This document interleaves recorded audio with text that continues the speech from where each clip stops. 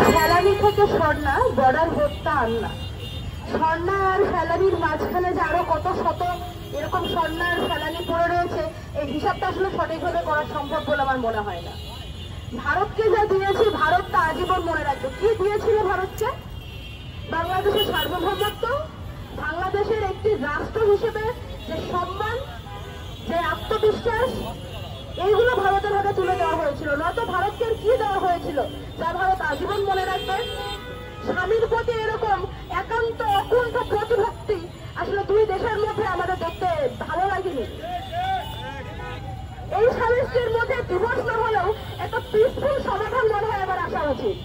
প্রতিবেশী রাষ্ট্র শুধুমাত্র প্রতিবেশী রাষ্ট্রই হবে, প্রতিবেশী রাষ্ট্রের সঙ্গে আর কোনো সম্পর্কের দরকার নাই। কেন ভারতের বিরুদ্ধে কথা বললে আমাদের শুনতে হয় পোস্ট ডিলিট করো, না হলে সমস্যা হবে? কিসের সমস্যা হবে? বাংলাদেশে বসে ভারতের বিরুদ্ধে কথা লিখলে সমস্যা তো হয়েছিল। আবরারকে পিটিয়ে এত বেশি পেটানো হয়েছিল, আবরার মারা গেছে।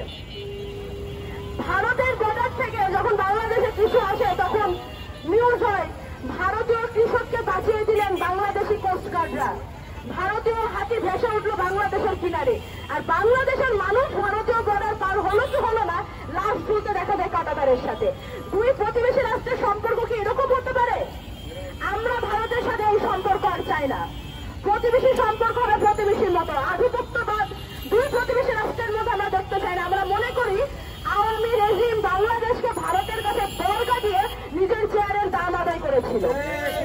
নতুন বাংলাদেশের চেয়ারও হবে স্বাধীন, বাংলাদেশের মানুষও হবে স্বাধীন।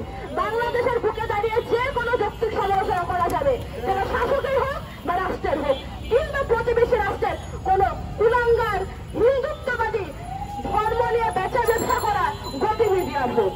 ভারতীয় মিডিয়ার বিরুদ্ধে কথা বলতে গেলে বাংলাদেশের মিডিয়াগুলো সেই খবর ছাপাতো না এতদিন। কার অঙ্গুলি ইশারায় আমরা নতুন বাংলাদেশ সেই সমস্ত প্রশ্ন খুঁজব? ততদিন পর্যন্ত স্বর্ণা দাসের বা ফেলানির হত্যার সুবিচার হবে না, যতদিন পর্যন্ত আর বাচ্চাকে অবিচারের সুবিচার পাওয়া যাবে না ততদিন। যদি স্বর্ণা দাসের বিচার আদায় করতে হয় তাহলে ভারতের সাথে বাংলাদেশের যত ধরনের অধস্তন সম্পর্ক রয়েছে এই সবগুলো সুবিচার হওয়া লাগবে। আমাদের পানি বন্টন সুবিচার হওয়ার, আমাদের পানির ন্যায্য হিস্সা লাগবে, আমাদের পররাষ্ট্রনীতি পাল্টাতে হবে। বাংলাদেশ থেকে গণহত্যাকারী পালিয়ে গিয়ে কিভাবে ভারতে আশ্রয় নিতে পারে কোন গণহত্যাকারী, এই প্রশ্নের উত্তর ভারত সরকারকে দেওয়া লাগবে। ভারত সরকার নাকি তার সেনাবাহিনীকে বলেছে বাংলাদেশের অবস্থার দিকে নজর রেখে প্রস্তুতি গ্রহণ করতে। বাংলাদেশের মধ্যে কি হচ্ছে না হচ্ছে আমি বাংলাদেশের বুকে দাঁড়িয়ে থেকে বলতে চাই, ভারত সরকার আপনার সেটা নিয়ে মাথা ব্যথা থাকার কোনো কারণ নাই। আপনি আপনার দেশের আন্দোলন সামলান, বাংলাদেশ নিয়ে আপনার চিন্তা করতে হবে না। আমরা আমাদের দেশ ঠিকই সাজিয়ে গুছিয়ে নেব। আর আপনি যে গণহত্যাকারীকে আপনার দেশে আশ্রয় দিয়েছেন সেই প্রশ্নের জবাব দেওয়ার জন্য প্রস্তুত হন। বাংলাদেশের মানুষ এখন আর আপনাদের কাছে বর্গা দেওয়া নয়।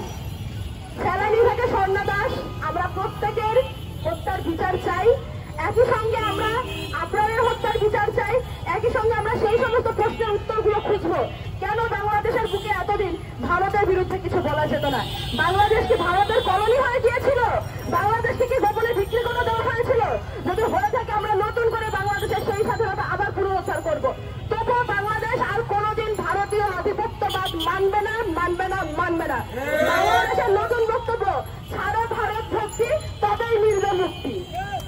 আজকে এই জুলাই গণঅভ্যুত্থান ফোরামের মঞ্চ থেকে আমি ফেলানি, স্বর্ণা দাস এবং ভারতীয় আধিপত্যবাদের শিকার সকল ব্যক্তির পক্ষ থেকে সুবিচার দাবি করছি এবং বাংলাদেশের জনগণকে আশ্বাস দিচ্ছি বাংলাদেশের মানুষ এখন স্বাধীন। আপনারা নির্ভয়ে যে কোনো অন্যায়ের বিরুদ্ধে দাঁড়াতে পারেন, কথা বলতে পারেন। ধন্যবাদ।